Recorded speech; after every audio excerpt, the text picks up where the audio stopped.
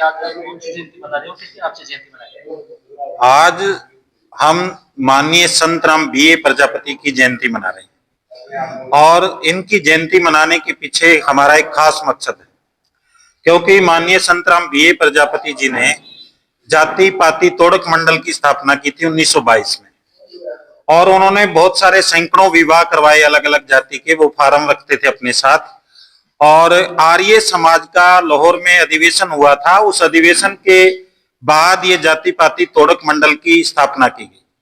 अब इसमें महत्वपूर्ण बात यह है कि उस समय के कुछ आर्य समाजी जो आर्य समाज का नाम तो लेते थे, लेकिन उनके जहन में कहीं ना कहीं जातिवाद की बू आती थी और वर्ण व्यवस्था के पोषक बने रहना चाहते थे।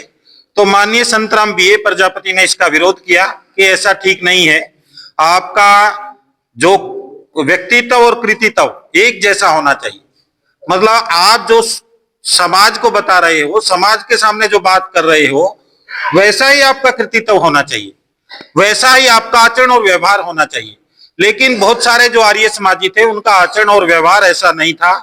तो फिर माननीय संत राम बीए प्रजापति और परमानंद जी ने तब जाके जाति पाति तोड़क मंडल की स्थापना की। अब यहाँ एक महत्वपूर्ण सवाल यह है कि परमानंद जी के बारे में, श्रद्धानंद के बारे में, श्रद्धानंद जी को आदर्श मानते थे, लेकिन परमानंद जी और हंसराज उसके समकालीन थे। उसके नाम से आर्य समाजियों ने ढेरों संस्थाएं स्थापित की।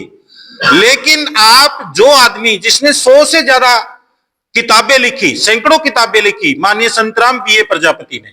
हम इसलिए प्रजापति लिख रहे हैं उनके नाम के साथ क्योंकि आर्य समाजियों ने अगर संत राम बीए के साथ न्याय किया होता तो निश्चित तौर पर आज स्कूल कॉलेज और यूनिवर्सिटियां उनके नाम से वो बनाते, लेकिन नहीं बनाए।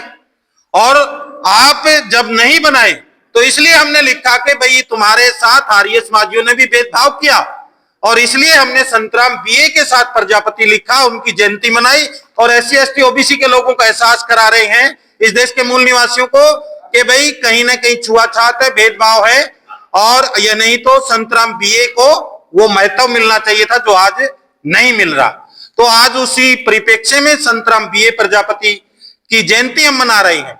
और संत राम बीए प्रजापति जी का जाति पाति तोड़क मंडल में कि 1936 में जब बाबा साहब अंबेडकर को बुलाया गया, बुलाने की बात चली, तो बाबा साहब अंबेडकर ने अपना एक भाषण लिखा। लेकिन जाति पाति तोड़क मंडल में भी कुछ ऐसे लोग थे जो नहीं चाहते थे कि बाबा साहब अंबेडकर इसमें अपनी अध्यक्षीय टिप्पणी करें। वो लोग भी कहीं ना कहीं वर्ण व्यवस्था के पोषक थे या जाति व्यवस्था के पोषक थे, लेकिन आर्य समाज का ढिंडोरा पीट रहे थे। तो जाति पाति तोड़क मंडल 2 भागों में बंट गया और माननीय संत राम बीए प्रजापति होशियारपुर जिले के थे, पंजाब के, वो बाबा साहब अंबेडकर के समर्थन में खड़े हो गए। और बाबा साहब अंबेडकर के समर्थन में खड़े होकर के उन्होंने बाबा साहब अंबेडकर का साथ दिया। तो महात्मा गांधी जी ने वो हरिजन जो अखबार था उनका, उसमें टिप्पणियां लिखी इसके बारे में।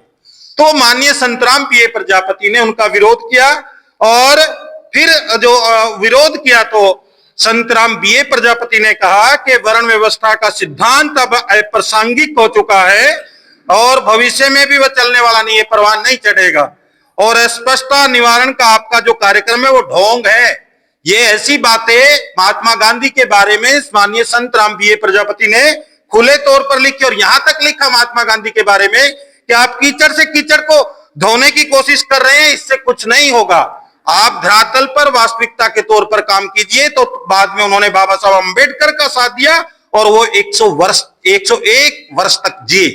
तो ये संत राम बीए प्रजापति का जो है, बाबा साहब अंबेडकर को भी बहुत बड़ा सहयोग किया, और उन्होंने जो काम किया वो वास्तविकता चाहते थे कि हम भाषण में कुछ बोले और धरातल पे कुछ ना हो, वास्तविकता ना हो। और उनका सूर्यकांत त्रिपाठी निर्मला उसने भी विरोध किया, निराला सूर्यकांत त्रिपाठी निराला ने भी उनका विरोध किया। उन्होंने जैसे पंडित लज्जाराम शर्मा, सूर्यकांत त्रिपाठी निराला और किशोरी दास वाजपेयी दिग्गज साहित्यकार जिनको भारत दिग्गज मानता है, उन लोगों ने भी संतराम बीए प्रजापति के आंदोलन का विरोध किया कि ये वंचित और गरीब लोगों को पढ़ाकर कहाँ ले जाएंगे। उन्होंने अपनी एक आत्मकथा में एक बात लिखी। ओम प्रकाश, सीपीआईएम का जिला सचिव हूँ। आज हम हमारे महान क्रांतिकारी, समाज सुधारक और बहुत बड़े कवि और लेखक संतराम बीए प्रजापति का 139वां जन्मदिन मना रहे हैं। उन्होंने आजादी के आंदोलन के साथ साथ समाज सुधार में एक बहुत बड़ा काम किया। वो चाहते थे कि हमारा समाज जो है वो जातियों में जकड़ा हुआ है, वर्ण व्यवस्था में जकड़ा हुआ है, और जाति और वर्ण व्यवस्था की वजह से गरीब लोगों के ऊपर जातिगत सामाजिक अत्याचार होते हैं। उनको दूर करने के लिए हमें जाति तोड़नी पड़ेगी और एक जाति विहीन समतामूलक समाज बनाना पड़ेगा, तभी गरीब लोगों को न्याय मिलेगा। और उनके मतभेद थे, वो चाहते थे कि भाई जो आर्य समाज है उसकी एक सीमा है, वो जातियों को नहीं तोड़ रहा, वर्ण व्यवस्था के खिलाफ नहीं बोल रहा, तो हमें जाति तोड़क वर्ण व्यवस्था के खिलाफ अलग से मोर्चा बनाना पड़ेगा। और वो मोर्चा आने वाले समय में गरीब लोगों को न्याय देगा। सामाजिक, शैक्षणिक और राजनीतिक रूप से गरीब लोग मजबूत होंगे, तभी एक समतामूलक समाज बनेगा। वो हमेशा धार्मिक कट्टरवाद, पाखंडवाद और कट्टर जातिवाद के घोर विरोधी थे। तो आज हमें उनको याद करने का मतलब है कि हमें ऐसा समाज और उनके जो सपने थे, उद्देश्य था, उसको आगे बढ़ाएं हम सभी लोग मिलकर के। यही उनके प्रति सच्ची श्रद्धांजलि होगी। और आज जिस तरह से देश में एक वातावरण बनाया जा रहा है गरीब लोगों को दोबारा से जकड़ने का, उनको उनके जो अधिकार हैं, जो स्वतंत्रता सेनानियों और संविधान ने, बाबा साहब अम्बेडकर द्वारा रचित संविधान ने जो अधिकार दिए थे, उन पर दोबारा से हमला हो रहा है। इस समय हमें संतराम बीए प्रजापति के जो आदर्श हैं, उनकी जो कल्पना है, वो हमें आगे बढ़ाएगी, उनकी विरासत हमें आगे बढ़ाएगी, ये हम कहना चाहते हैं। हमें क्या कहना जी, चाहिए? मैं अनुराग, जनवादी नौजवान सभा भिवानी का जिला संयोजक। आज हम यहाँ पे इकट्ठा हुए संतराम मणि प्रजापति के 140वीं जयंती मनाने के लिए। संतराम मणि प्रजापति जी ने 1922 में जाट पाठ शोधक मंडल की स्थापना की और उनके विचार थोड़े क्रांतिकारी थे। तो जो उनके साथ के लोग थे आर्य समाज के और बाकी, वो उन विचारों के साथ समय का भी प्रभाव था कि उस समय में इतने क्रांतिकारी विचारों को साथ लेके चलना अलग मुश्किल होता था। आज का दौर अलग है थोड़ा सा, फिर भी तो साथ नहीं दे पाए। तो उनको अपने जो कार्यक्रमों में थे उतनी ज्यादा जो थे वो उनको इतनी ज्यादा सफलता नहीं मिली। उनका सबसे जो लैंडमार्क कार्य था 1936 में लाहौर कार्यक्रम के दौरान अम्बेडकर साहब जी को एक भाषण के लिए निमंत्रित करना। उन्होंने उस समय जो भाषण लिखा वो किसी कारण से हो नहीं पाया, क्योंकि उनका भाषण बहुत क्रांतिकारी था और उस समय लोग डर गए उनके भाषण को पढ़ने के बाद। तो उन्होंने कहा कि इसमें बदलाव कीजिए। अम्बेडकर साहब ने कहा कि होगा तो ऐसा होगा, नहीं तो मैं कोई फायदा नहीं, मैं नहीं करूंगा। तो वो भाषण का नहीं हो पाया। वो भाषण आज हम पढ़ते हैं, एनिहिलेशन ऑफ कास्ट, जो उनकी सब विश्व प्रसिद्ध किताब है।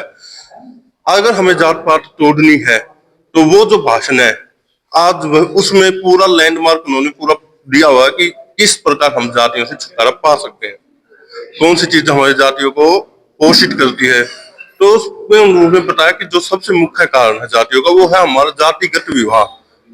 जातिगत विवाह एक सबसे मेन, आप कहते हो, ऑक्सीजन है जात पात की।